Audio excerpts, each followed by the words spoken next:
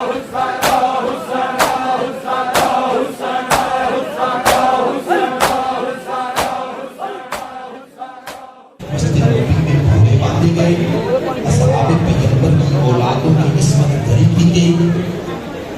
सज्जाद बनी हाशिम को लेके करीब बनाई गई बस्ती जिसको अली ने आबाद किया था खालिस्तान बस्ती सज्जादिया का नाम मशहूर है।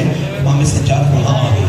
ये हबतुल बैन यमन से आई और इमाम के माज़र में शर्फयाब हुई। जिस गधे के इमाम के हुजरे में शर्फयाब हुई इमाम तकबीरतुल एहराम कह चुके थे। ये बैठ गई क्या इतना तवील हुआ कि थक गई। 98 साल का इसका सिन है, ये थक गई। तो जो करिएगा 98 साल का इसका सिन है, ये थक गई। उठ के जाने का इसने इरादा किया, उठ के जाने का इसने इरादा किया, उठ के जाने का इसने इरादा किया। इमाम रुकू में चले गए, फिर ये रुक गई। रुकू इतना तावील हुआ कि मायूस होकर उठ के जाने याद कितनी है।